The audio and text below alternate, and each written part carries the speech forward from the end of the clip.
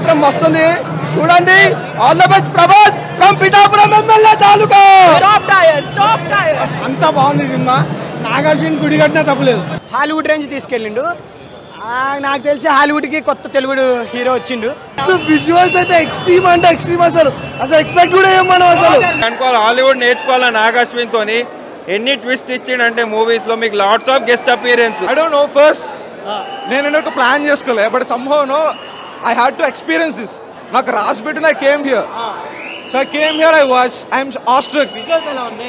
You don't know, last 40 minutes అయితే people are going psych is a word.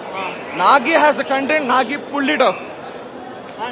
Amitabh Bachchan గారికి ప్రభాస్ గారికి scenes ఎలా ఉన్నాయి సార్? క్రేజీ. ద ఫైటింగ్స్ కావచ్చు, ట్రైలర్లో చూపించారు, ఫైటింగ్స్ చూపించారు.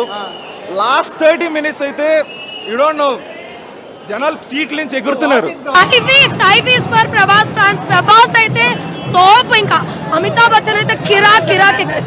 అసలు అశ్వత్థామ అనే క్యారెక్టర్ కి అమితాబ్ బచ్చన్ ఎలా ఉంటుందో అనుకున్నాం కానీ అసలు చించేశారు. సినిమా చాలా బాగుంది.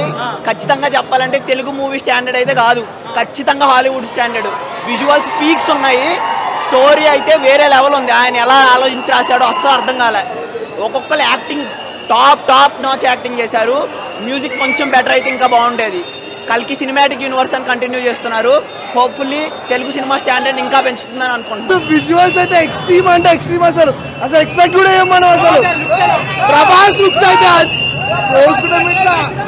ప్రభాస్ అన్న ప్రెసెన్స్ అయితే అసలు కామెడీ అయితే ఎక్సలెంట్. అసలు ఇంకా అమితాబ్ బచ్చన్ సీక్వెన్స్ చాలా బాగుంది. క్లైమాక్స్ ఎలా గూస్ బంప్స్ సీన్స్ ఉన్నాయి. ఇంటర్వెల్ సీన్స్ అయితే చూసి చాలా గూస్ బంప్స్ ఉన్నాయి.